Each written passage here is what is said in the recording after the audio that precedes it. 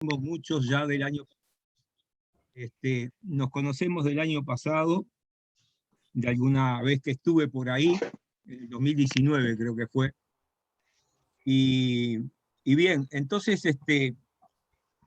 hablar de la armonía de los opuestos es meternos nada menos que con Heráclito de Éfeso, un filósofo griego que vivió en el siglo VI, prácticamente estuvo activo en los años 500, 503 antes de nuestra era, antes de Cristo.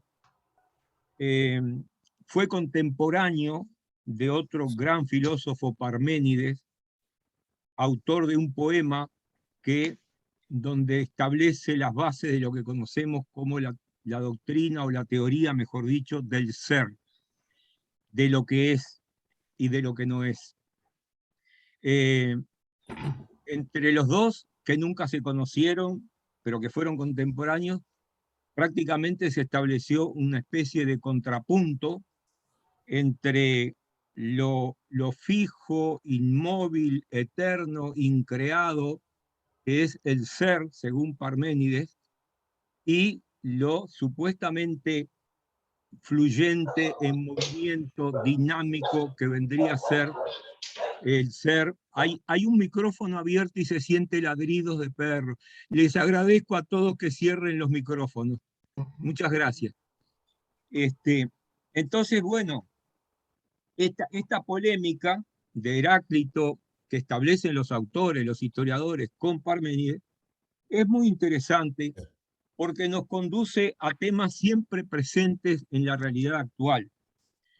¿Qué cambia, qué no cambia? ¿Qué permanece, qué se transforma? ¿Qué cosas nos sustenta el proceso de conocimiento? Si todo cambiara permanentemente, le achacan a Heráclito, se trataría de que sería imposible el conocimiento. Pero eso es una lectura muy superficial de la filosofía de Heráclito. Antes de Heráclito, hay que saber que hubo en Grecia un florecimiento de la filosofía que conocemos como los filósofos de la naturaleza. Se trata de Tales de Mileto, Anaxímenes, Anaximandro, Empédocles y todos los que vienen después, como Demócrito, Leucipo, etcétera, que son también mal llamados materialistas. No ajusta esa palabra a estos filósofos, porque en realidad lo que eran investigadores de lo que nosotros conocemos como la naturaleza, pero que en el concepto griego era la physis, palabra que está presente en muchísimos términos y vocablos de nuestro idioma, fisiología, etcétera, etcétera, etcétera, física, etcétera. Bien, los que preceden a Heráclito son quienes están tratando de entender de dónde surgen las cosas. ¿Cuál es el origen? ¿Qué es lo principal y lo primario? A esta pregunta, que, digamos, está presente en la reflexión de los filósofos de Mileto. Mileto es una ciudad de la actual Turquía. A esta pregunta daban distintas respuestas. Tales opinaba que el origen de todo está en el agua. Para Anaxímenes estaría en el aire, y Anaximandro estableció un hito al decir que en realidad el origen de todo era lo que él llamaba el apeiron. Cada vez que hay una partícula A es negativa, o sea, apeiron es lo indefinido, lo ilimitado, y algunos lo transmiten como el infinito. Al establecer digamos, origen dentro de un concepto de gran nivel de abstracción, Anaximandro abre una nueva ruta en la filosofía. Pero digamos que el debate más debate que se establece a partir de los historiadores, más interesante, es el debate sobre el ser, sobre lo que existe y lo que no existe, sobre lo que puede ser pensado y lo que puede ser conocido, que está dándose entre Parménides y Heráclito. Digamos que Para entenderlo, Heráclito, primeramente, su escritura se basaba en sentencias breves. La más conocida de todos: es imposible para un hombre sumergirse 2 veces en el mismo río, porque ni el río ni el hombre son el mismo. Esta es la idea del perpetuo cambio del movimiento. Claro está que cuando le achacan de que entonces es imposible conocer, hay en Heráclito una certeza de que hay algo que permanece y que establece la posibilidad de no caer en un extremo relativismo y poder conocer la realidad. El método entonces es casi oracular, son sentencias breves que Heráclito trataba de que el lector de sus escritos se esforzara en hacer un trabajo hermenéutico, en tratar de entender qué es lo que él estaba queriendo decir. Su método, entonces, hay que empezar a detectarlo en esa reiteración y esa obligación que le establece al lector de esforzarse por entender lo que él dice. Hay una cuestión primera, la unidad de la multiplicidad. Es decir, entender que en realidad todo lo existente, la physis, la totalidad de las cosas, diríamos nosotros, está unido en su multiplicidad. Todo es uno y uno es todo para Heráclito. Bueno, naturalmente, los filósofos posteriores a él, a través del cual tuvimos noticia, dan una versión que tiene sus problemas. Por ejemplo, Platón escribió un trabajo, un libro sobre Parménides, donde lo homenajea, le reconoce muchísimas cosas, porque además la teoría de Platón también es heredera y recibe un legado de Parménides que lo antecedió mucho tiempo atrás. Pero para Platón, Heráclito era el filósofo del todo fluye, y con eso se hace un esquema que queda, pero que no corresponde exactamente con la realidad. Lo que Heráclito plantea es que la realidad es dinámica, que la realidad es palpitante, está presente, pero dentro de lo que es la física hay un conjunto de elementos que hacen que esto sea una realidad viva y de ninguna manera algo estático, para nada. Por otro lado, Aristóteles también nos da noticias de Heráclito, pero planteando que, digamos, estaba preocupado Heráclito por el arjé.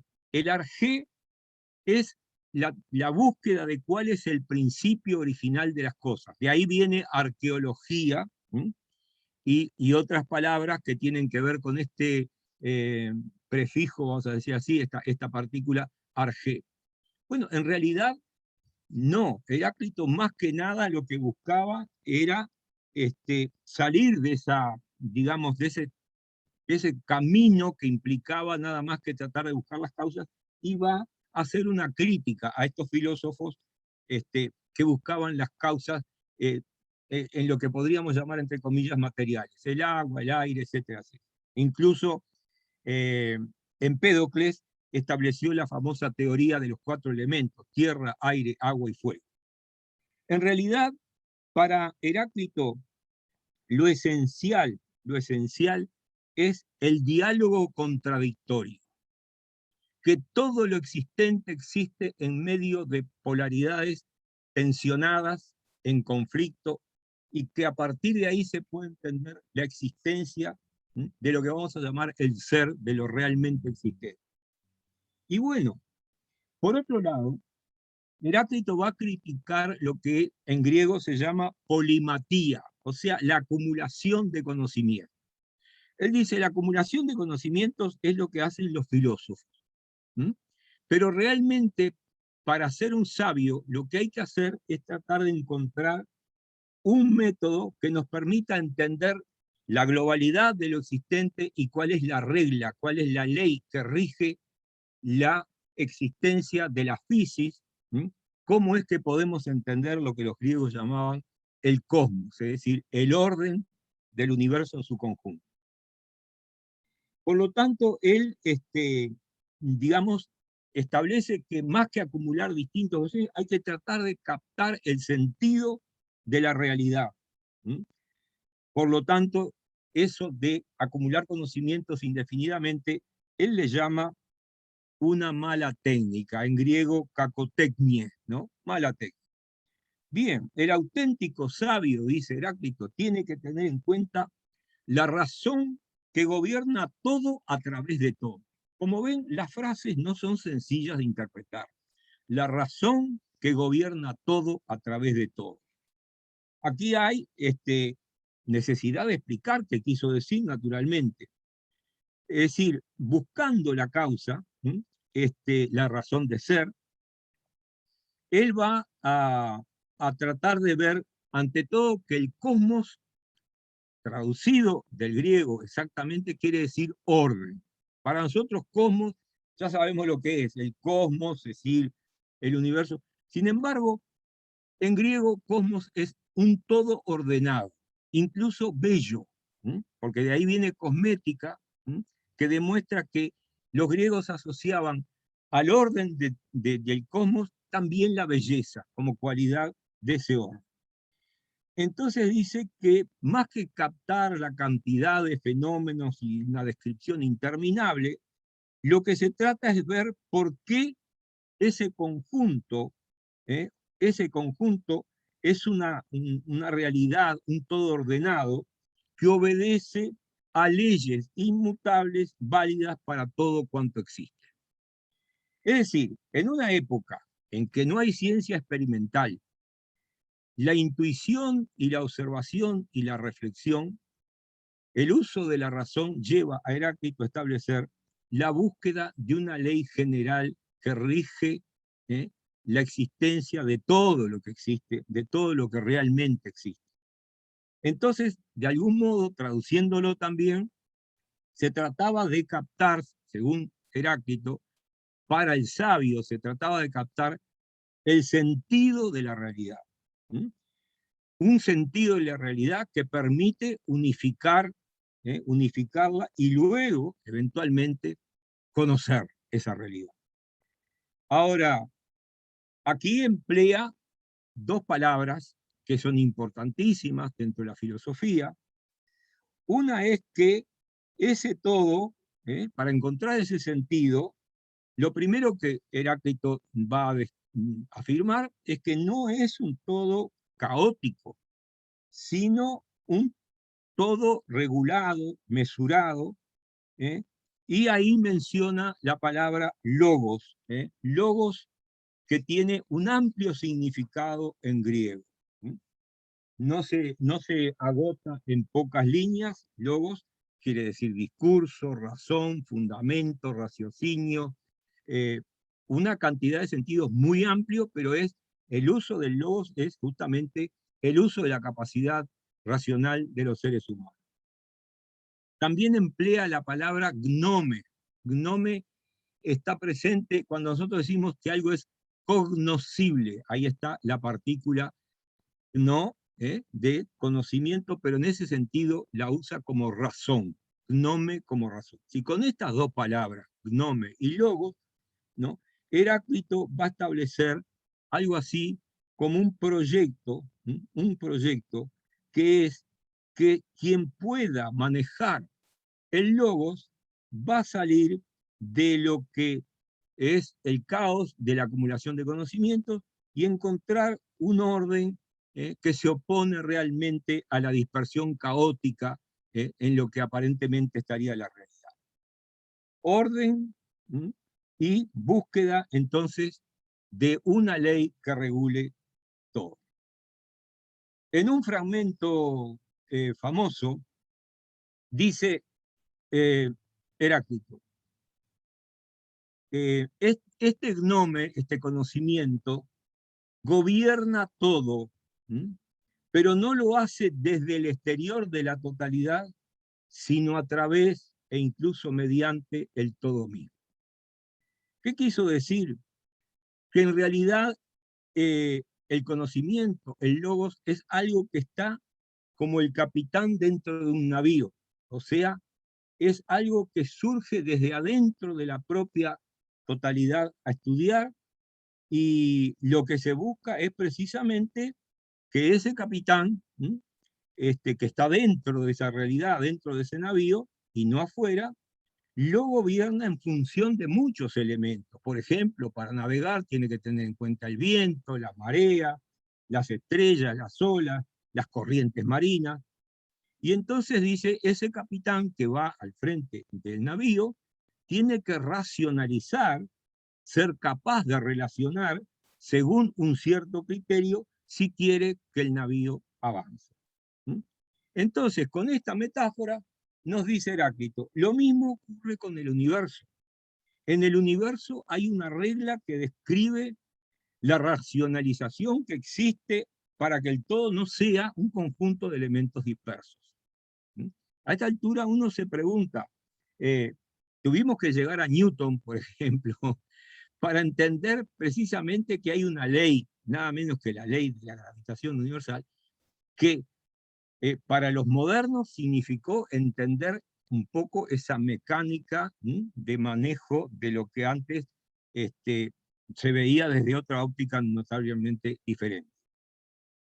Entonces, Heráclito dice, quien conoce esa regla, ¿eh?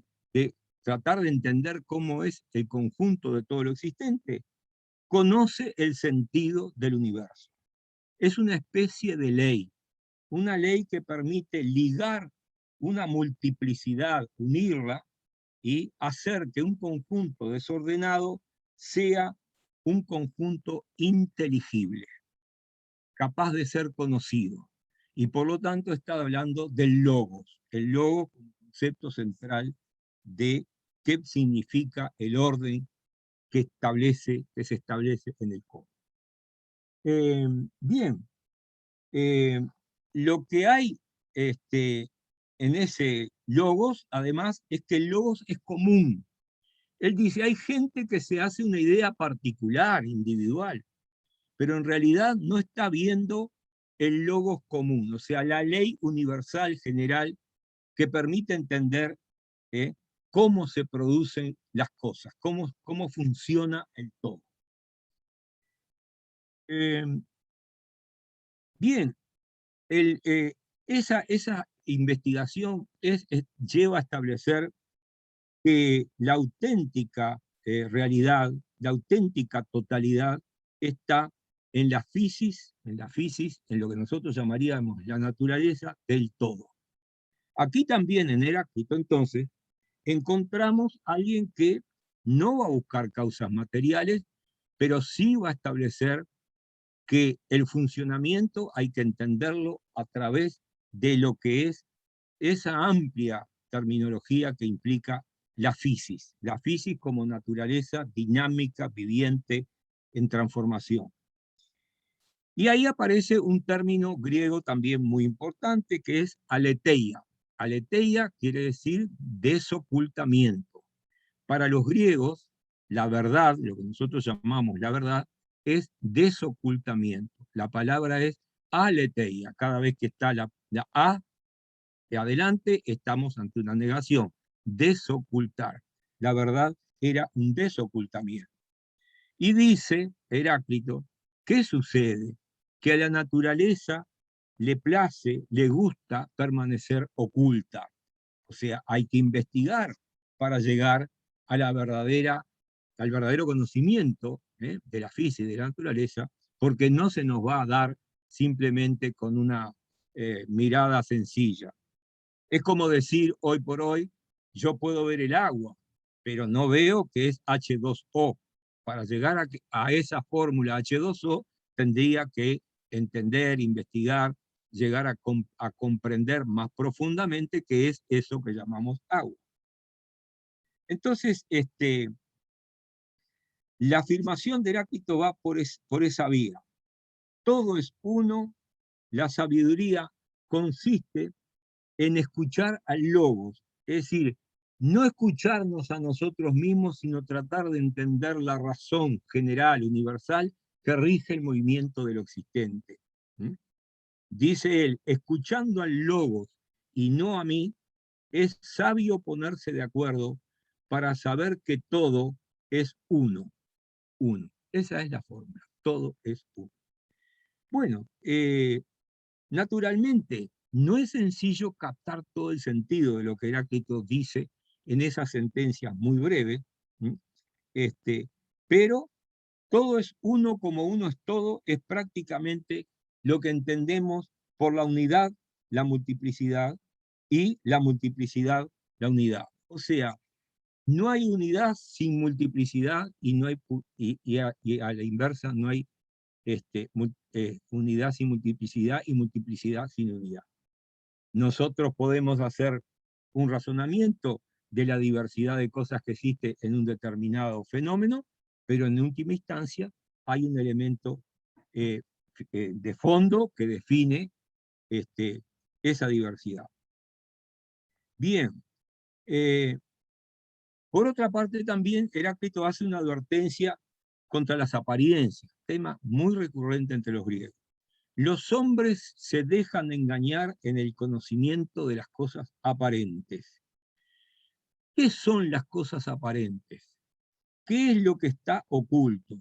Lo que está oculto, dice Heráclito, es la unidad de esas multiplicidades que al unificarse constituyen entidades dinámicas, pero no fluyentes. O sea, si uno es capaz de entender que lo múltiple también está dentro de un conjunto que es una unidad, digamos, puede entender la dinámica del acontecer, la dinámica de todo lo que está en movimiento.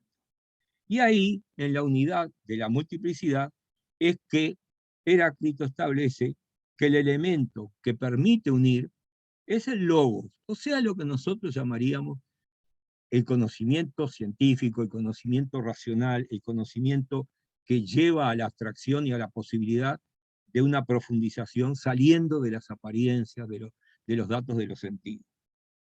Bien,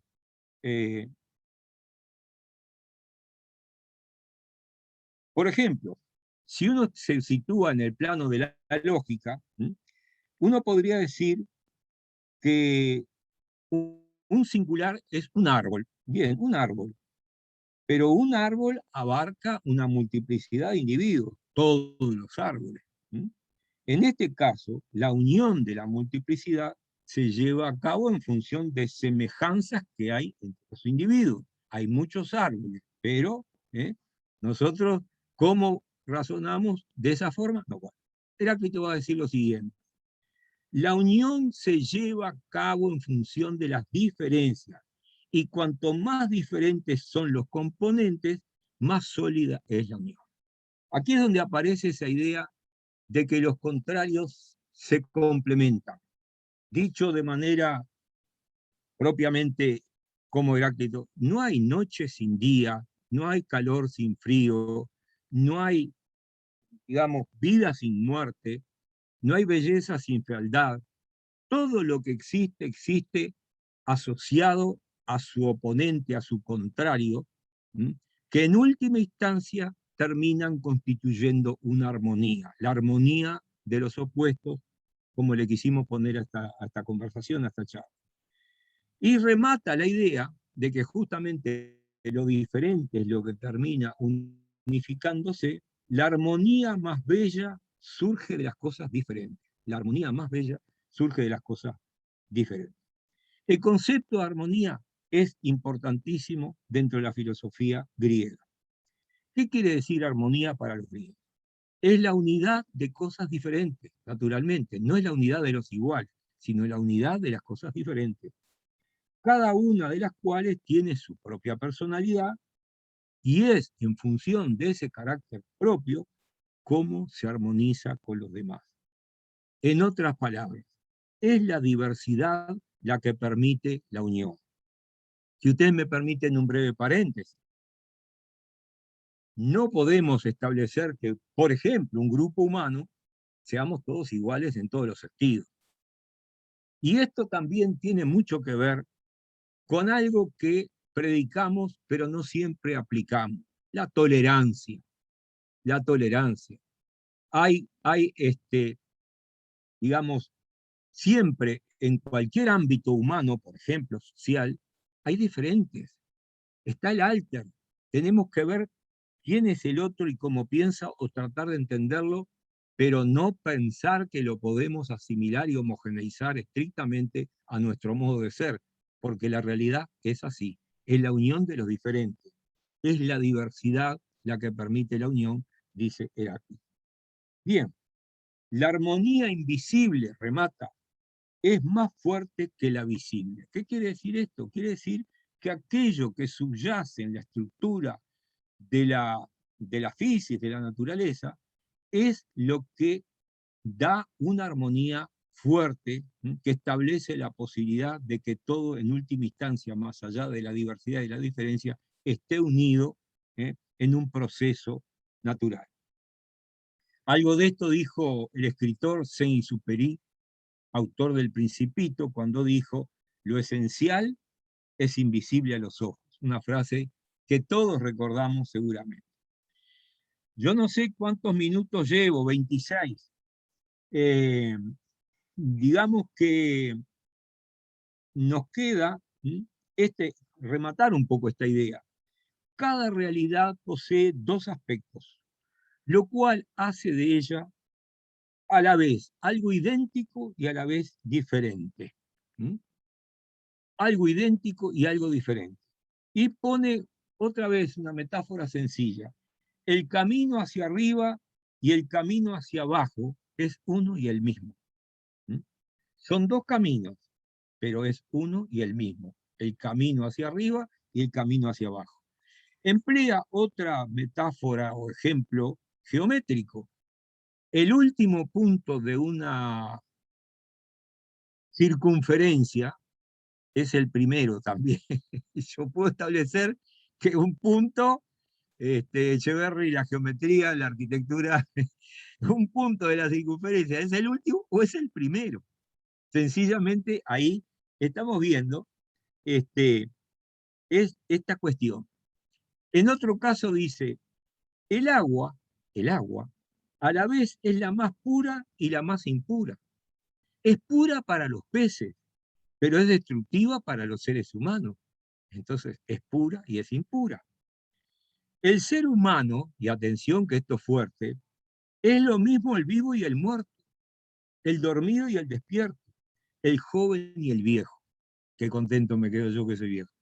Pero bueno, vean ustedes, es duro decirlo, pero empezamos a morir el día que nacemos, ¿o no? Es difícil entender que hay muerte en la vida y vida en la muerte. Bueno, pero este es el punto fuerte de la armonía de los opuestos que trabaja Heráclito. Y otro ejemplo, el nombre de la justicia, dice Heráclito, sería desconocido si no hubiera injusticia. ¿Por qué hablamos de justicia y tratamos de definirlo? Todo el libro La República de Platón es para entender, en una discusión interminable entre Sócrates y varios interlocutores, qué es la justicia. Se llevó un libro entero de Platón. Bien, pero él dice, el nombre de la justicia sería desconocido si no hubiera injusticia. Otra vez, y esto lo puedo decir yo, que pasé por una circunstancia bastante grave hace un par de meses y ustedes fueron muy solidarios conmigo. La enfermedad hace agradable la salud, el hambre, la saciedad, la fatiga, el reposo. Los opuestos van unidos. Valoro la salud porque sé lo que es estar enfermo. Valoro el reposo porque sé lo que es la fatiga. Valoro lo que es el alimento porque sé lo que es el hambre. En una palabra, Heráclito va a fundamentar la armonización de las tensiones opuestas. ¿eh? Más allá de que cada integrante de una multiplicidad posee características propias, eso que los griegos llamaban dinamis, o sea, poderes, más allá de eso, lo múltiple se unifica. Y bueno, Anaximandro también, mucho antes, había dicho que el fuego se caracteriza por calentar, el agua por humedecer, pero lo mismo ocurre cuando todos estos elementos integran la totalidad de las cosas. Pero aquí aparece un concepto propio del razonamiento de esa época. Nada va a suceder con desmesura. No va a haber lo que los griegos llamaban ibris. Ibris no es pecado, es desmesura. Pérdida del término medio razonable. Dice, el sol no se va a detener 24 horas en el cenit, porque el sol no sobrepasará sus medidas. O sea, un poco con humor, es juicioso. No va a caer en una desmesura. Quiere decir que para Heráclito, estos, digamos, elementos para razonar, el astro rey deberá equilibrar su dinamis, es decir, su poder, con su contraria, la noche. Y esto es así porque la desmesura, la ibris, debe ser combatida más que un incendio, dice Heráclito. La desmesura debe ser combatida más que un incendio. Entonces, de todo esto, ¿qué queda decantado de todo esto? Que la armonía que hace que todo es uno es en realidad lo que llamaríamos el equilibrio que se produce después de una lucha entre poderes opuestos. El equilibrio que se produce entre poderes opuestos. Es una suerte de pacto después de un combate.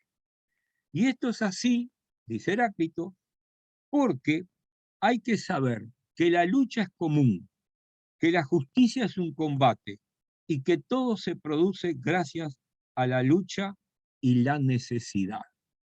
Todo se produce gracias a la lucha y la necesidad. Un texto muy conocido de Heráclito establece algo que también es famoso, así como es imposible sumergirse 2 veces en el mismo río. Esta frase que les voy a decir ahora, los fragmentos de Heráclito son 130, más o menos, y todos tienen un número que los historiadores, los traductores, fueron estableciendo una codificación, porque su libro completo nunca fue encontrado. Lo que se recogieron son 130 sentencias breves, casi oraculares, casi de oráculo. Observen esta que es fuerte y profunda. El combate, en griego el combate es masculino, pólemos, de ahí viene polemos. El combate, o sea, lo que nosotros llamaríamos la guerra, es padre de todas las cosas. Resumido, la guerra es padre de todas las cosas. Esta guerra, explica Heráclito, se lleva a cabo entre tensiones o poderes opuestos. Y cuanto más opuestos son los contrincantes, más bella será la armonía. Cuanto más opuestos, más bella será la armonía. Lo que diverge, converge. Y la más bella armonía proviene de las cosas diferentes. Por supuesto, esta lucha no es evidente, porque nuestra realidad está aparentemente en paz. Tendemos a ver la realidad como algo estático, pero las tensiones que están ocultas en la física, en el conjunto de lo existente, son la parte que no se ve del iceberg, la parte sumergida del iceberg. Nosotros vemos un 10% de esa realidad, pero no vemos las tensiones. Otro ejemplo que pone, un arco. Un arco, digamos, un arco en reposo, aparentemente se trata de una naturaleza muerta, un arco, pero su fundamento, su ser, es el equilibrio que hay entre la tensión en el trozo de madera, obligado a permanecer curvo, y la soga, obligada a permanecer recta en tensión. Aquí pone también un ejemplo sencillo para entender que lo que nosotros entendemos que está quietito, en realidad está establecido en la tensión, ¿no? De tal manera que para que haya un arco, debieron armonizarse las tensiones opuestas que impuso el fabricante, quien lo hizo, quien lo fabricó. Y entonces es gracias a estas tensiones que el arco puede cumplir su función, que es su ser, que es lanzar flecha, poder lanzar flecha. Y lo mismo ocurre con la realidad total. Si hay un ritmo cósmico estable, si la Tierra no se precipita hacia Marte o hacia Venus, es porque su dinamis está equilibrada por una dinamis opuesta.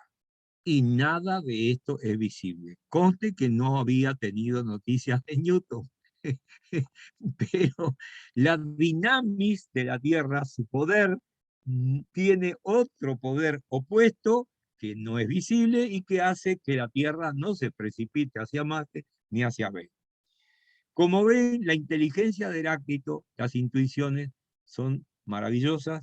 Se puede decir que entre Parménides y Heráclito sentaron las bases de un enfoque de la filosofía que va a estar heredado nada menos después que, digamos, naturalmente, Platón y Aristóteles van a beber de Parménides, van a beber los estoicos, cuando veamos la filosofía helenística, pero Nicolás de Cusa, siglo XIII-XIV, ahora no me acuerdo exactamente, un gran pensador de la Edad Media, y el famoso Hegel, el alemán, padre de la filosofía idealista alemana, que escribió una lógica dialéctica, la famosa dialéctica hegeliana, que es prácticamente un homenaje a Heráclito. Ahí desarrolla toda una serie de categorías, y una de las categorías centrales es la unidad y lucha de contrarios. Como Marx y Engels, Carlos Marx y Federico Engels, fueron alumnos de Hegel, conformaban la corriente que se denominó los hegelianos de izquierda, toman el método dialéctico, y cuando ustedes, si alguno tiene, digamos, posibilidad de leer los primeros capítulos de tomo 1 del Capital, va a ver que permanentemente Marx desarrolla estrictamente un método dialéctico hegeliano heredero de Heráclito. Es decir, los opuestos que se unen y las tensiones entre los opuestos. La mercancía y el trabajo, el dinero y no sé qué, bueno, todo eso es una maravilla de aplicación de la dialéctica. Bien, la filosofía contemporánea ha descartado la idea de que Heráclito era un relativista. Al decir todo fluye, entonces nada se puede conocer y caemos en el anarquismo. O sea, no hay posibilidad de establecer un orden en ningún ámbito de la vida. Nada más ajeno a Heráclito. ¿Por qué? Porque al decir que la realidad es dinámica, que está en perpetuo devenir, lo que está diciendo es que la armonía de tensiones opuestas garantiza la identidad de cada cosa. O sea, hay posibilidad de conocimiento, hay posibilidad de un orden, no estamos en el relativismo absoluto. Por lo tanto, el término mismo, mismo, que representa la identidad, aparece mucho en los textos de Heráclito que llegarán hasta nosotros. Por ejemplo, el caso del camino, el camino hacia arriba y el camino hacia abajo es el mismo. El último punto y el primer punto de un círculo es el mismo. El agua del mar, que es buena para los peces y mala para los humanos, es la misma. El ser humano también, la vida, la muerte, sí. Entonces, ese término, el mismo, aparece en varios, por lo menos en 3 fragmentos de Heráclito. El fragmento más conocido: no es posible entrar 2 veces en el mismo río. Pero hay otros 2 fragmentos. Aguas diferentes y diferentes corren sobre quienes entran en el mismo río. Ven que la palabra mismo está siempre presente. Tercera frase: entramos y no entramos en el mismo río. Existimos y no existimos. De manera que en estos 3 textos es claro que el río es el mismo, aunque sus aguas sean diversas.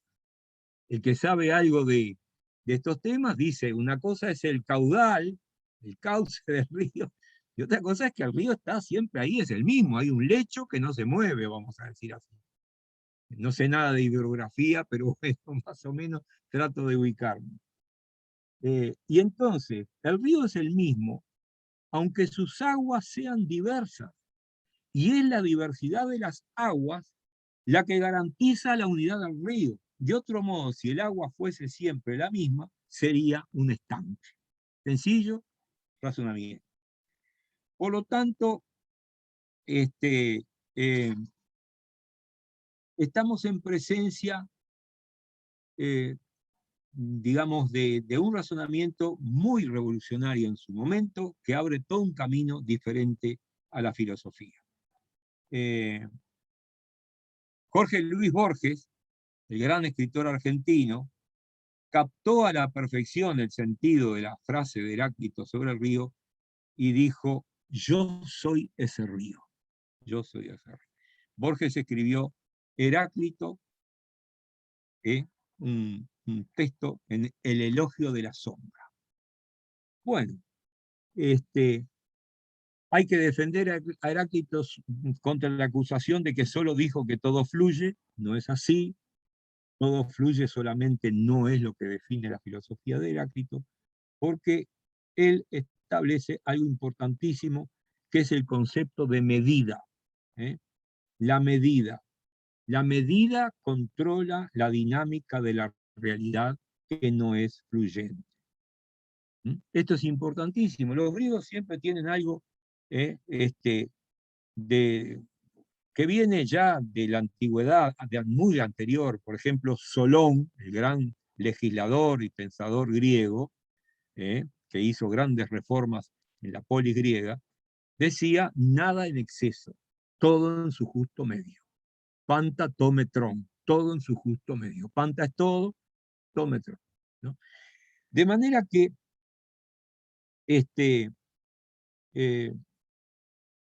también habla del fuego, y esta imagen del fuego es importantísima.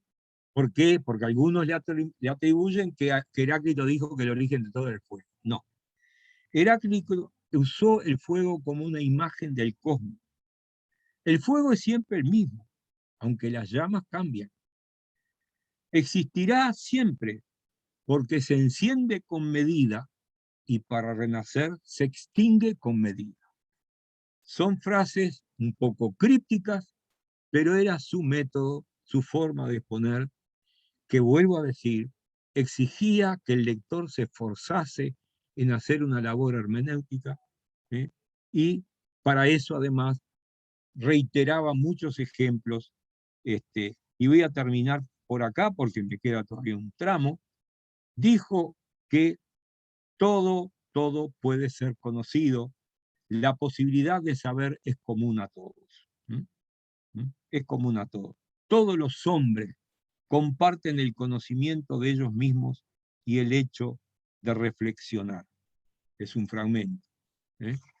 En última instancia, estaba enojado con la gente que hoy diríamos ve dos titulares de un diario, mira dos informativos de la televisión y sale a hablar.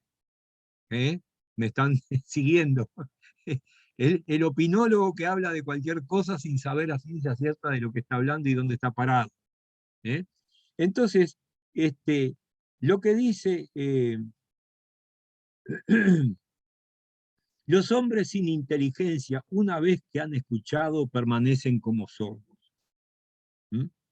Por lo tanto, emplea una terminología, dice que el durmiente que se refugia en un mundo privado, no es lo mismo que los despiertos, que saben que forman parte de un todo ordenado y que la ley del cosmos, el logo, es válida también para ellos. Remato con última frase. Hay que saber que lo que es común, hay que seguir lo que es común, hay que seguir lo que es común. Pero si bien el logos es común, la mayor parte de los hombres viven como si tuvieran una sabiduría privada. Hoy diríamos con palabras actuales, que quien se aísla en su propia idea sin entender la totalidad de lo existente o tratar de relacionar, está dentro de lo que llamamos un estado de alienación, y digamos que no terminan de comprender el conjunto de la realidad, el sentido de lo existente, qué es lo que está sucediendo. Los que duermen también son obreros y artesanos de lo que ocurre en el cosmos. Y si hubiera que decir la finalidad,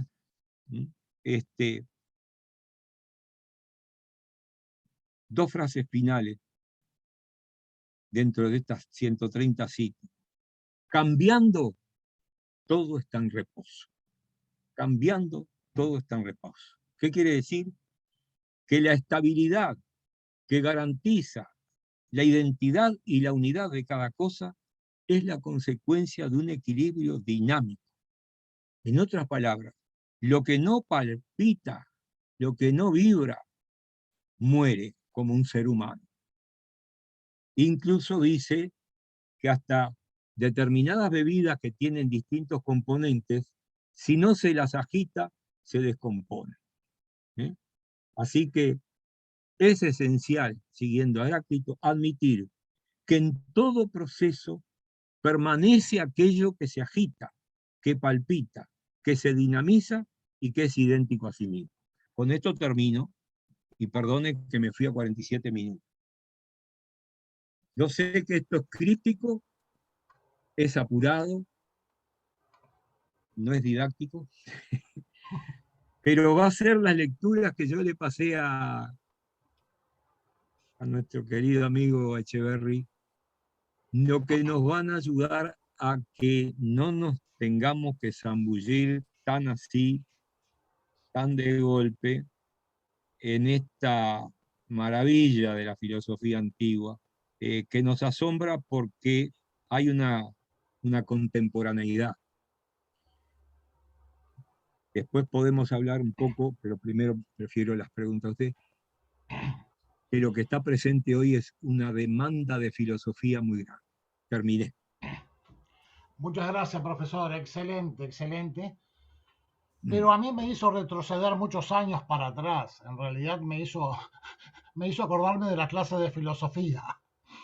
De cualquier manera, incluso me hizo acordar aquella famosa frase bíblica de que en el comienzo fue el verbo. Que más que el verbo, en el comienzo fue la palabra, fue la idea. O sea, en el comienzo fue la filosofía, justamente. Eso me hizo acordar. Y después me hizo acordar también cuando le preguntaron a Einstein, uno de los físicos más grandes de la humanidad, le preguntaron si creía en Dios. Y Einstein contestó que sí, que creía en el Dios, pero en el Dios de Spinoza. Y justamente el Dios de Spinoza es el Dios de la naturaleza, de la armonía, el Dios reflejado en el universo. Eso para mí es realmente muy, pero muy bueno. Y sobre todo también me hizo acordar de que esa unión de los antagónicos, o sea, esa relación que hay entre los opuestos, esa relación de diversidad, es la que en realidad nos lleva a lo que debería ser la democracia o a lo que es la democracia. Justamente la relación entre los distintos. Totalmente de acuerdo. Totalmente de acuerdo. Bueno, ahora entramos en el panel. Muchas gracias, profesor. Muy interesante todo lo que dijo. La verdad que me dieron muchas ganas de seguir profundizando mucho en Heráclito. Cuestiones que a veces me he planteado es cuál de estas dos fuerzas como que predominan en el mundo. Si domina por un lado la cooperación o si predomina la oposición. Entiendo como que Heráclito va más por el lado que predomina la oposición. Ahora, la oposición necesariamente tiene que tener una salida, o sea, no puede ser permanente. Y esa salida o es la acomodación de esos opuestos o es la asimilación de un opuesto por el otro, de uno de los que se opone hacia el otro, ¿verdad? Es una pregunta que no me quedó muy clara cuál sería la salida por allí. Y también me resultó muy interesante lo que usted planteaba, que el materialismo dialéctico de alguna forma tenía su origen en el pensamiento de Heráclito, ¿no? O sea, esa tesis que se enfrenta a esa antítesis que termina en una síntesis que plantea Marx, que en definitiva es la que le da sentido al mundo para él. Bueno, no sabía que tenía su origen en Heráclito. Muchas gracias, muy interesante. Bien, bien. Con relación a primero agradezco los aportes de Echeverry y suyos, Graciela. Brevemente, en realidad, perdón, me entró una llamada. Un segundito porque me están llamando y voy a aclarar. Bueno, vamos a cortar esto.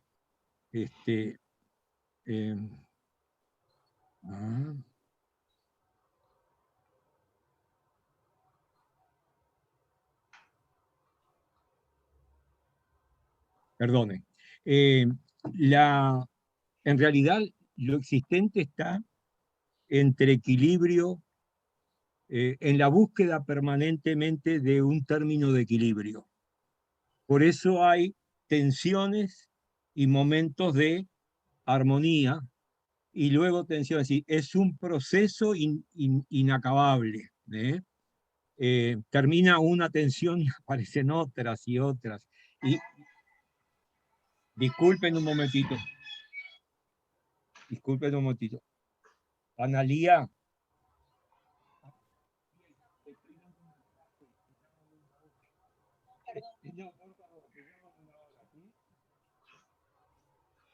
Gracias. No. Bien, entonces, ¿cómo mirar la realidad como una realidad dinámica, basada siempre en la presencia de opuestos que se armonizan? La reflexión que hizo Echeverry sobre la democracia es muy oportuna. Los historiadores a veces dicen que sin entender el siglo XIX, donde guerreamos en base a una lógica binaria, dos divisas durante casi todo el siglo XIX, sin entender el siglo XIX no entenderíamos el siglo XX, donde el pacto fundacional de la República, de la democracia, es la conjunción de esas dos colectividades en un acuerdo para una nueva constitución y todo lo que viene después, que hizo que nuestro país tuviera, dentro de aquel mundo de tensiones, un camino de estabilidad y de desarrollo de la democracia, pero que surgió sobre la base de aquella fuerte contraposición del siglo XIX, que permite entender por qué el siglo XX transita la realidad nuestra por esas derroteros. Es un rico tema. Perdón, rico entonces sí. en algún momento la armonía va a contraponerse a una situación diferente que va a llevar otra vez a esa oposición, que va a derivar otra vez en otra armonía. Seguro. O sea, como que la armonía también sería transitoria, porque tarde o temprano va a aparecer una idea o una realidad o una cosa opuesta con la que tendrá que de alguna forma enfrentarse para volver a llegar a otra armonía. Sí, efectivamente. No hay nada estático. No, digamos, lo que hace el lenguaje humano es detener lo que está fluyente para poder captarlo con conceptos.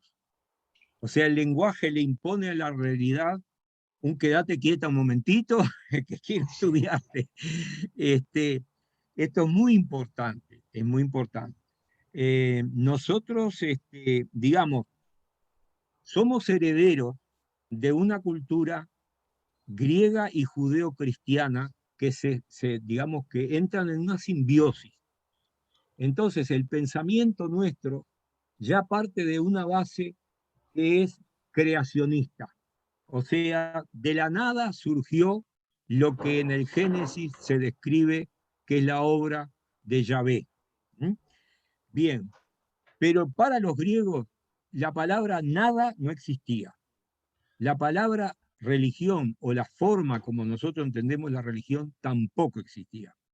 Para ellos lo existente era eterno, ingénito, increable y en perpetuo cambio y transformación, tanto para los filósofos de la naturaleza como para, en este caso, Parménides, Heráclito, Demócrito, Leucipo, los atomistas. Esto es muy interesante. Ahora, no cabe afirmar que ellos eran materialistas en el sentido que nosotros entendemos el materialismo versus el idealismo. No, no. Lo que entendían era que en lo existente hay elementos que son elementos de la naturaleza. ¿Mm? Recién con Platón y Aristóteles, ¿qué hice yo? Ay, que hice que no debí de hacer. Perdón, que esto se me fue la imagen. A ver, a ver, a ver. ¿Ustedes me escuchan? Sí, Sí, y lo vemos también. Y me ven, y yo hice algo mal.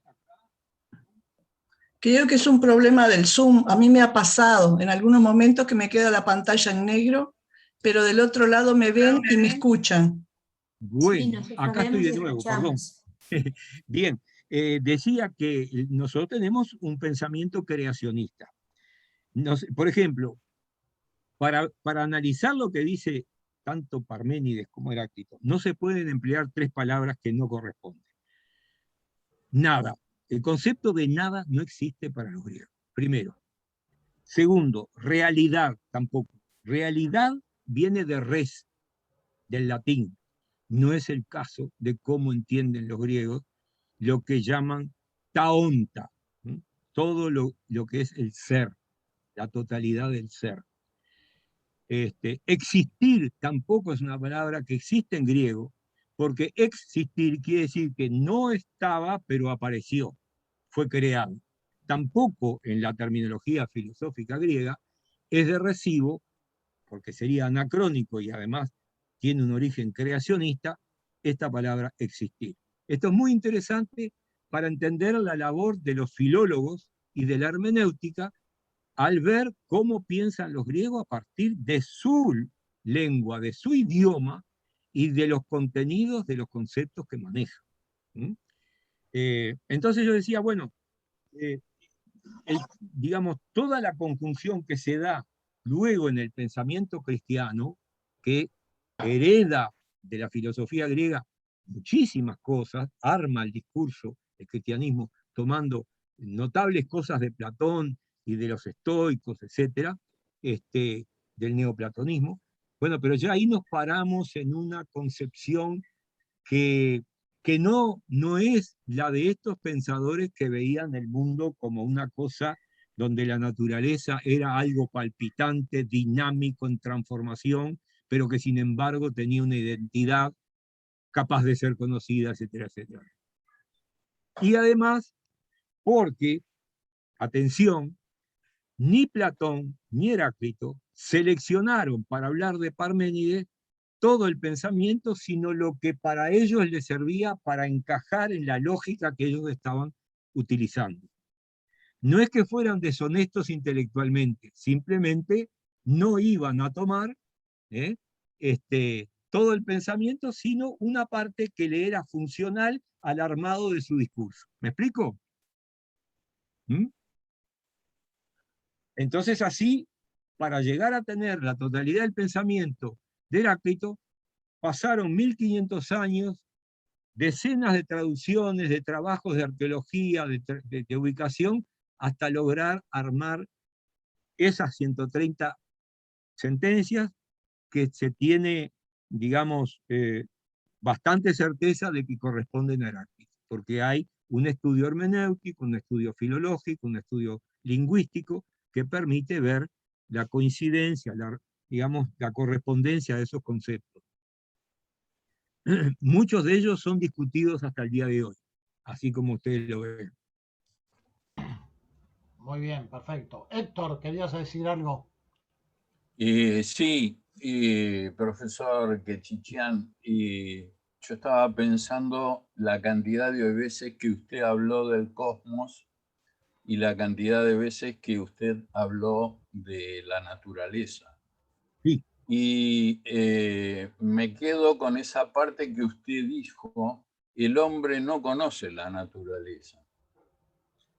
Y no puedo evitar de pensar que Europa se está incendiando, que Estados Unidos se está incendiando, y hice esta asociación entre su pensamiento, que me sirve para abrir la cabeza, y las afirmaciones que hace Leonardo Boff. Me gustaría, si es posible, profundizar eso, el tema de la naturaleza y del enorme desconocimiento que usted me confirma, porque usted es un referente, y me hace creer aún más en la profundización de esa idea. Muchas gracias. Le agradezco a usted, Héctor. Mire, totalmente de acuerdo. Empezando que hará hace 60 o 70 años nos dimos cuenta de que se puede hablar de ecosistema, de que la naturaleza no es para someterla con una concepción productivista y hacer cualquier cosa, arrasar con pantanos, bosques, ríos, etcétera, y como si todo viniera bárbaro. Recién en las últimas décadas del siglo XX, podemos decir a partir de la década del 60, comenzamos a tomar idea de que la naturaleza es un todo que funciona como un gran organismo vivo.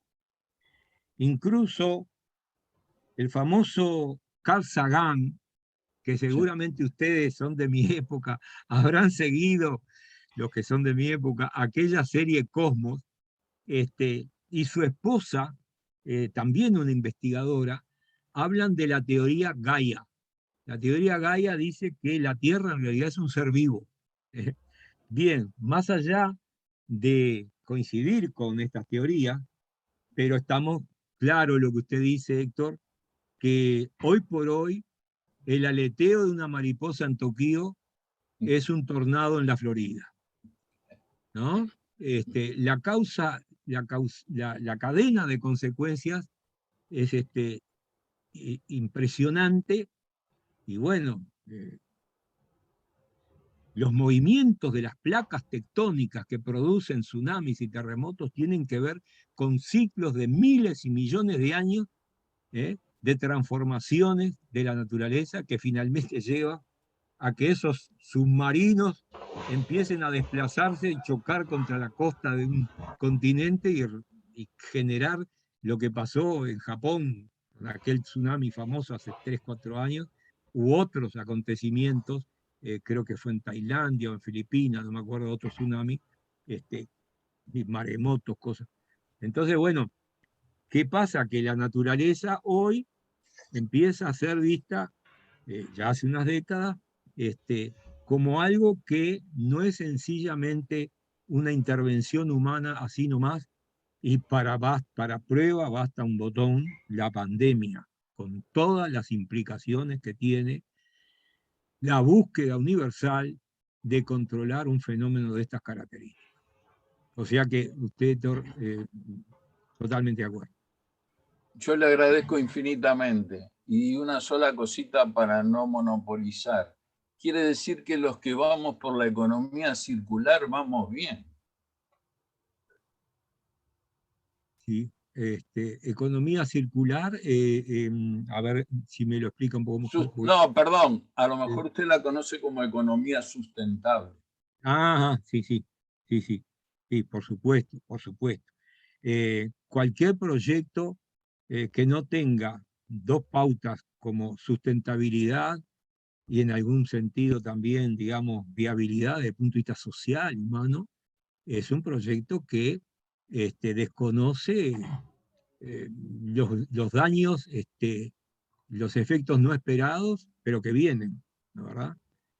los daños colaterales, para llamarle de alguna manera. Entonces ahí hay un gran debate cuando se habla del fracking, ¿no? La extracción de petróleo sobre la base que no es la misma de la tradicional, y todo lo que eso implica para las napas freáticas de agua, y qué sé yo, y muchas otras cosas, el desmantelamiento de la Amazonia o el corte indiscriminado de bosques en cualquier, bueno, en fin, lo que se hace en África, terrible, terrible. De manera que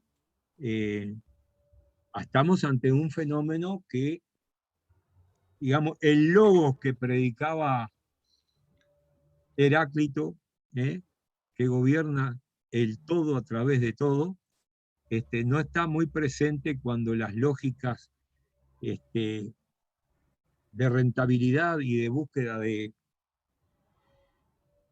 grandes ganancias o lo que fuere, se sobrepone a un análisis más concreto de, digamos, causas y consecuencias de determinados proyectos, ¿no? Que pueden parecer maravillosos, pero que pueden generar desastres totales. Muchas gracias.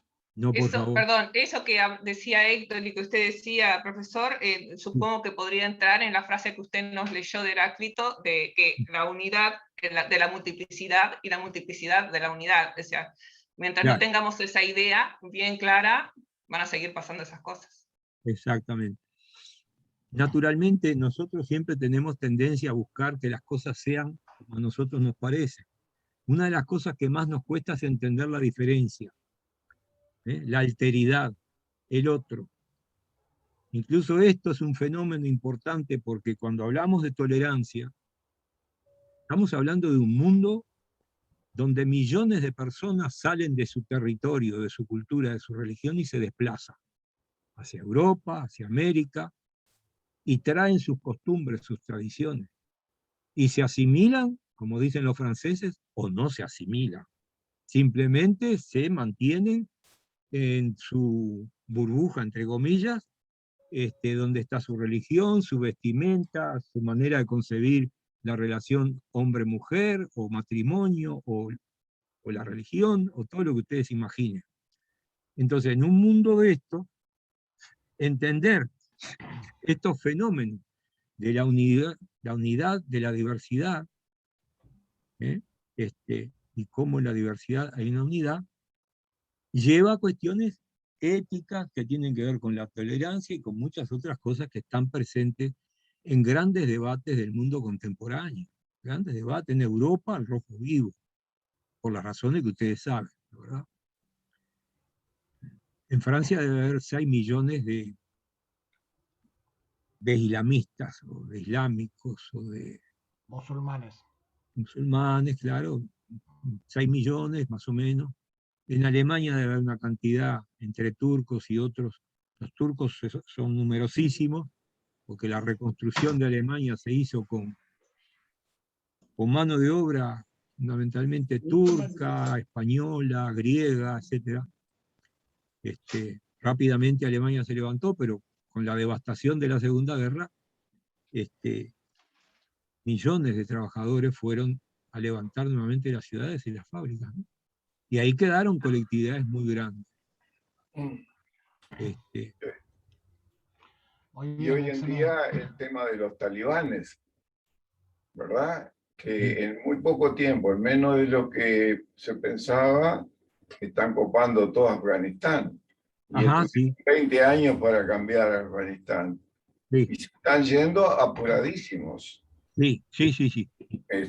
Hoy el informativo de France 24 horas lo decía, ¿no? La fuga acelerada y las matanzas que van a venir.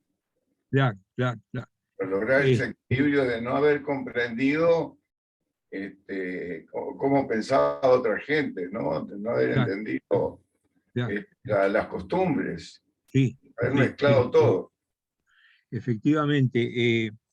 Ustedes saben que hay varios análisis sobre la guerra en Irak, desatada creo que en el 2013 o 2003, hubo dos intervenciones fuertes en Irak, que provocaron un conjunto de desequilibrios geopolíticos, y ustedes son quienes se dedican a esto, y que presenta precisamente una realidad que está lejos de ser la deseada, para decirlo de alguna manera. Entonces ahí los análisis que se han hecho de los analistas justamente observan cómo el problema de estas regiones no es un problema que se resuelve exportando la democracia en la punta de los cañones. Digo, la idea de que la democracia se exporta no funcionó en los hechos, y no, más allá de banderías ideológicas, el dato empírico concreto es que no funciona. Entonces, si a mí me venden una cosa que me dice que es una bicicleta, pero no anda, porque tiene ruedas cuadradas, digo, perdón, no es una bicicleta, es un aparato con ruedas cuadradas que no anda. Y eso es la exportación de la democracia, ¿verdad?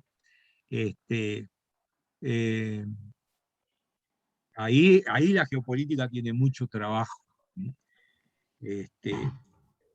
Y bueno, la radicalización islámica, el islamismo radical, es todo un fenómeno que merece un análisis, y en algún momento lo hemos hecho en la Facultad de Ciencias Sociales con grupos de alumnos, pero lejos de agotarlo, simplemente presentando los datos básicos.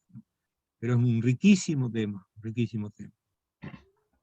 En una palabra, la guerra y la paz no se van a obtener nunca, ¿no? La paz, el problema acá es que el mundo islámico es mucho más vasto que Medio Oriente. Hay millones de islámicos en Indonesia, en la India, en China, a lo largo del mundo. El Islam es una cosa muy grande. Está el Islam árabe, y allí hay una realidad heterogénea. Arabia Saudita es una monarquía con una concepción religiosa muy, pero muy ortodoxa y severa. Son aliados de Estados Unidos desde la época de Franklin Roosevelt.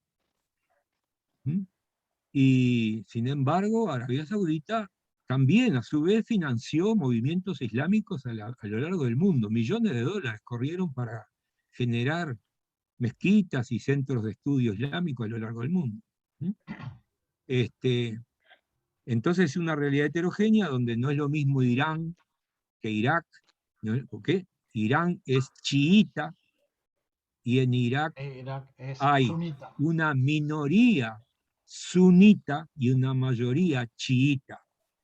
Saddam Hussein era sunita, pero era una minoría su corriente islámica. De manera que potenciaron con la invasión de Irak al chiismo, que está en sintonía con Irán y con Azerbaiyán, que también es chiita. Quien ignore estas correlaciones de fuerza entra como un ladrillazo en un cristalero, no sé cómo decirlo. No, esto es así. Sí. Primero que nada, muchas gracias, porque realmente todo esto que habló despierta tantas reflexiones que es impresionante. Yo diría que el Islam es como aquello que se decía de Inglaterra, es un imperio, pero religioso, donde nunca se pone el sol en estos momentos, porque esta religión está en muchísimas partes del mundo, en Uruguay también. Realmente, primero que nada, pensar todo el tiempo que tenían de reflexión en otras épocas, los griegos. Cada vez que pienso en eso, digo, toda la tecnología, lo que nos ha llevado, tiempo para reflexionar sobre sí mismos y sobre el mundo que los rodea, como tal vez uno tenía en la infancia, tal vez en nuestra infancia, en nuestra época. De todo lo que ha dicho, por supuesto que Marx saltó así muy rápido, como la búsqueda de la tesis y la antítesis. También pensé en los fractales como base de todos, pensé en el ADN, que nos caracteriza a todos, en todo el mundo, ya sea lo humano y lo animal y lo vegetal. y que sin embargo sobre eso ponemos nuestras diversidades, y que en sí realmente en todo el mundo predomina más aquello de la diferencia que las cosas que tenemos de iguales. Y bueno, y yendo a algo muy actual y muy de hoy, los opuestos presidentes de Argentina y Uruguay hoy llegarán a unir a los opuestos.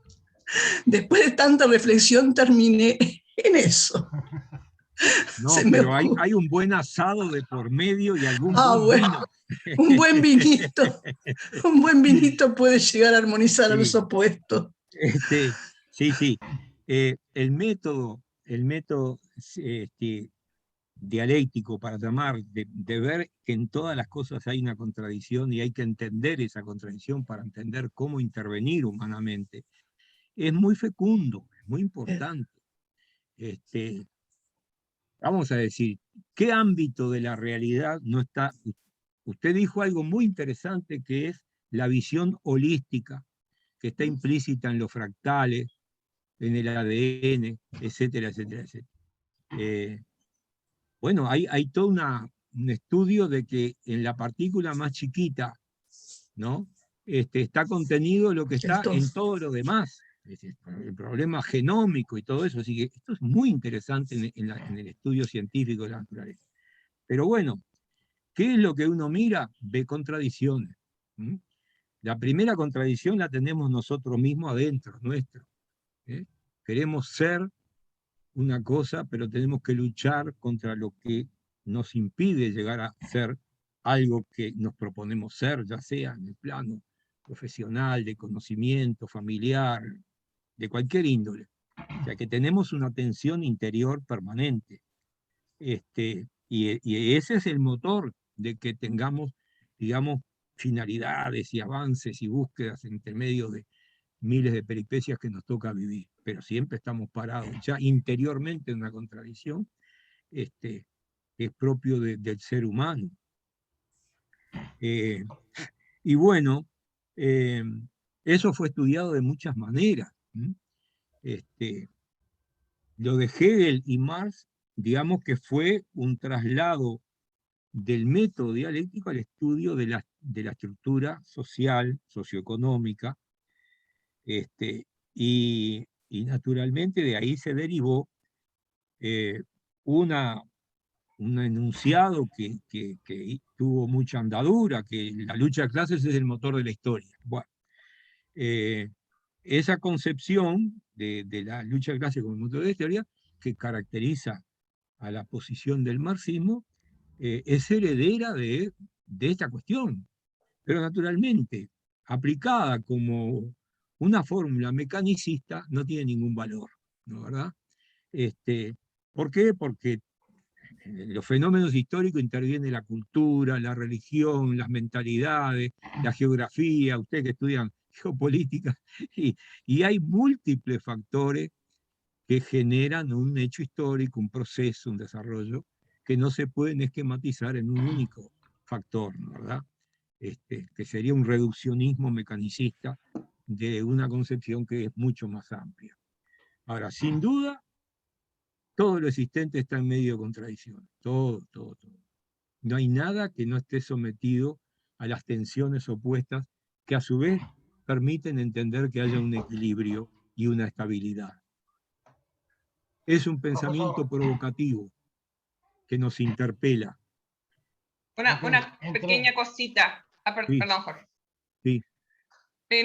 Una pequeña cosa que quería decir. A mí me ha pasado con muchos autores que he leído que cuando analizan la historia y le dan un sentido, como quizás puede haber sido lo del materialismo dialéctico de Marx, como que sí está muy bien hecha cuando hacen una mirada hacia el pasado, pero cuando proyectan desde su momento hacia el futuro, ahí donde fallan las cosas. Y es un poco por lo que usted decía, porque la realidad no existe, la realidad la creamos día a día y bueno, y es muy difícil poder proyectar qué es lo que va a suceder en el futuro basándonos solamente en lo que ya pasó en el pasado, ¿no? Muchas gracias. Sí, porque las condiciones varían. No se puede repetir nada igual. Miren, no saben qué rico que está haciendo este debate. Me parecen maravillosas las intervenciones. Nosotros, si nos paramos en el presente, casi que tendríamos que ponernos de acuerdo con los griegos en una cantidad de cosas. Por lo pronto, las apariencias engañan. Hay que ir a lo profundo para entender. La acumulación de múltiples tipos de conocimiento, lo que los griegos llamaban polimatías, no es lo único que nos resuelve entender el conjunto de lo existente y la regla que lo rige, ¿m? Que es esa, la unidad, todo es uno, uno es todo, etc. Digamos, en un mundo de incertidumbre, sí, la cuota de incertidumbre ha aumentado en grado superlativo. Hace 70, 80 años atrás, una familia sabía que nos íbamos a jubilar de la empresa en que trabajábamos, que nuestros hijos iban a hacer la escuela, el liceo y una carrera, ya sea técnica o universitaria, y que íbamos a ver crecer a los nietos, y que, bueno, esta cuestión de la estabilidad del hogar, el matrimonio, qué sé yo, era casi una garantía. Bueno, el mundo de hoy no se caracteriza por nada de eso. Entonces, el todo cambia, nos genera angustia. Vivimos en un mundo de angustia, de incertidumbre. Y además aparece la búsqueda del sentido de la vida. ¿Eh? Y aparecen las teorías de todo tipo que nos desvían de la realidad, ¿no, verdad? Ah, no, esto de la pandemia es un invento de los chinos para destruir el capitalismo. No seamos tan conspiranoicos como se dice ahora. Y todo tipo de teoría. Entonces, incertidumbre, angustia, depresiones, pérdida del sentido de la vida. Entonces, ¿qué pasa con la pérdida del sentido de la vida? Bueno, que cada uno se hace un cóctel de ideas con la cual se maneja él, pero no conjuga en clave social, no conjuga en clave comunitaria. Entonces, yo lo viví, ¿no? Un individuo tira la basura fuera del contenedor, si usted le va a decir algo, capaz que le pega un tiro. Otro individuo va manejando, hace una barbaridad, usted le dice, pero amigo, así, ¿no? ¿Y usted qué le importa? Y ¡pah! ¿No? Yo presencié algo que se lo voy a decir con total claridad. Estoy en un comercio, entra una señora con el tapaboca teniendo la nariz destapada. La directora del hospital de clínica, quien fue directora del hospital de clínica, señora, le dice, usted no se meta, yo hago lo que quiero, le contestó a la doctora, adelante mío.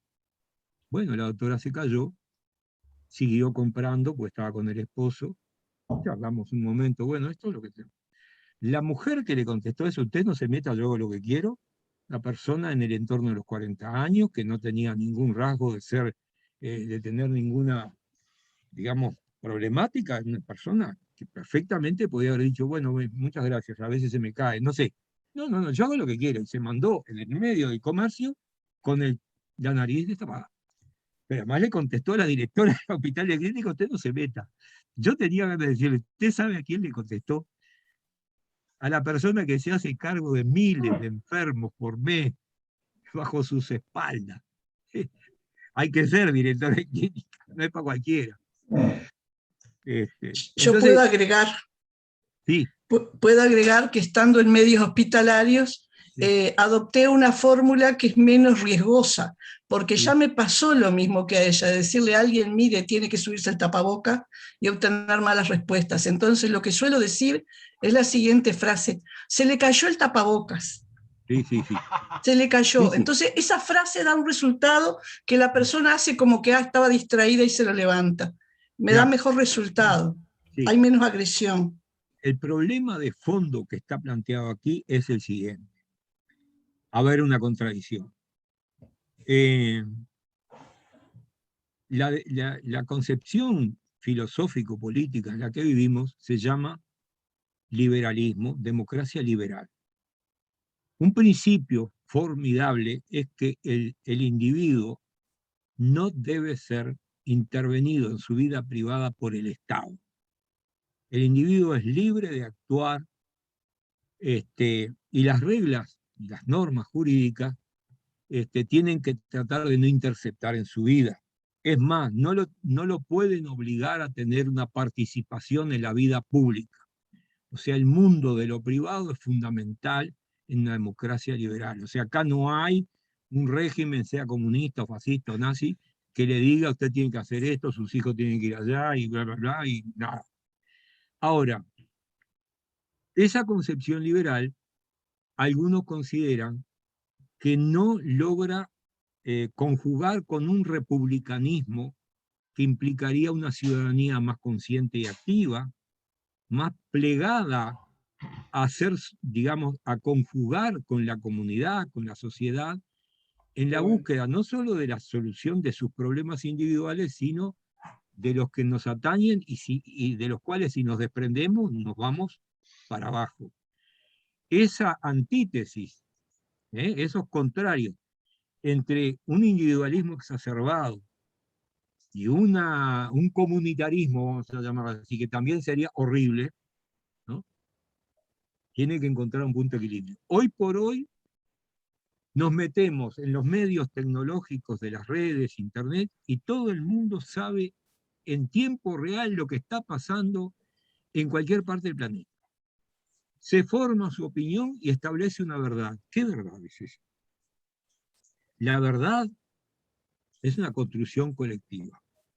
Entonces, estamos en una crisis de construcción de la realidad. Porque cada uno, partiendo de la base que tiene acceso a un montón de información, y que la da por verídica y buena y qué sé yo, forma su criterio y camina por un lado. Ahora, esto está generando un fenómeno bastante complicado en el mundo, bastante complicado, que está siendo estudiado, Entre otras cosas porque un montón de decisiones no se toman en ámbitos humanos, sino a través de algoritmos. Algoritmos. Hay un algoritmo que nos ha impuesto que yo me tengo que ir a vacunar atravesando toda la ciudad de Montevideo, si ustedes conocen perfectamente Montevideo, a Flor de Maroña, y estoy en Malvin. Vivo acá en la Rambla, entre Colombes y 9 de junio, frente a la playa del Buceo. Bueno, tengo que ir a vacunarme a Flor de Maroña. Otra gente tiene que irse a vacunar a un lugar insólito que no tiene nada que ver con su domicilio. El algoritmo lo sorteó, lo rifó para ir y hasta luego. No se mueve eso, hay que ir. Entonces, pero eso es lo más sencillo. Ahora, cuando los algoritmos de Amazon dice que tales y tales funcionarios no tuvieron el rendimiento de productividad estándar esperado, ¡pum!, los despide automáticamente.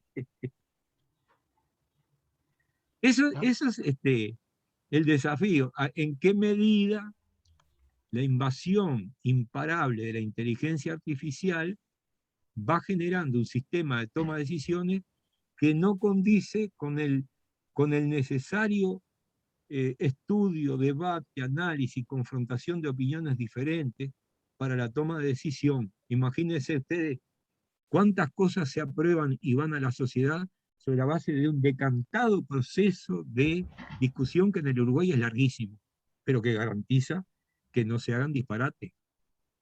El sistema de salud, el sistema tributario, el sistema vial, el sistema cualquiera de relaciones laborales, que ustedes quieran, es producto de debates en ámbitos parlamentarios, en ámbitos sindicales, en ámbitos partidarios, en ámbitos de la universidad, y blu, blu, blu, blu, blu, blu, blu, blu, y al final queda un producto que pasó por varios filtros. Pero esa es la forma.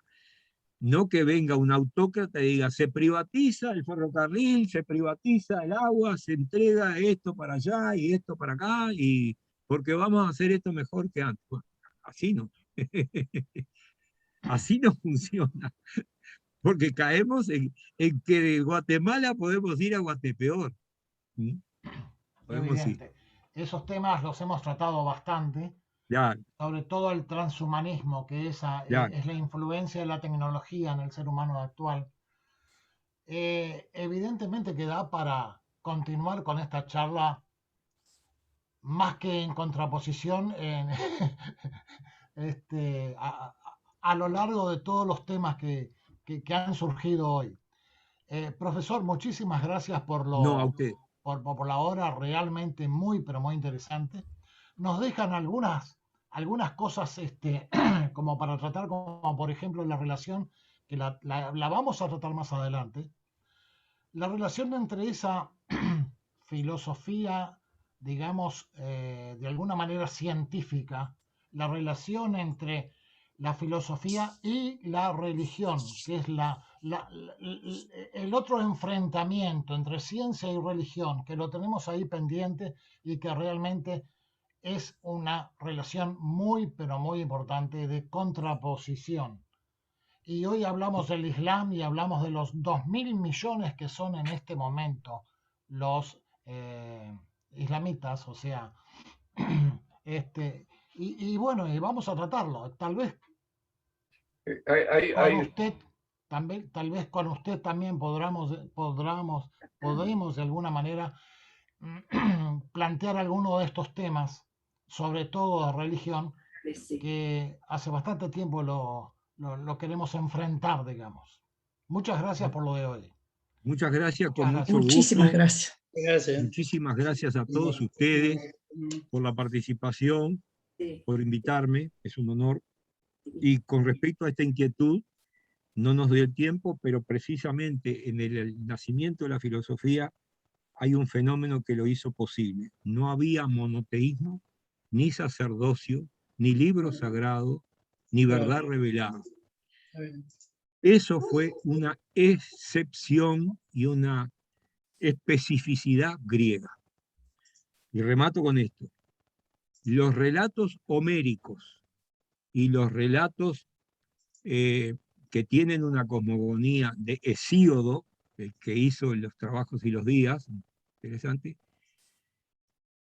digamos, demuestran que ya en las tradiciones míticas de los griegos había racionalidad, búsqueda de justicia, sistema racional de pensamiento. Esto es interesante porque ahí está el núcleo que permite entender cómo y por qué se desarrolló el pensamiento filosófico en Grecia. Es una especificidad. Y bueno, con mucho gusto, cuando ustedes dispongan, se planifica y podemos hacer una incursión en estas relaciones, nada menos que con los nuevos movimientos religiosos que están teniendo una expansión frenética a lo largo del mundo. Ok. Muchísimas gracias a todos ustedes. No, gracias a ustedes. Muchas gracias. Muchísimas gracias. Muchas gracias. Hasta viernes. Buenas noches. Bueno, muchas gracias. Que viene. Muchas gracias. Hasta viernes. Cuídense mucho. Muchas gracias.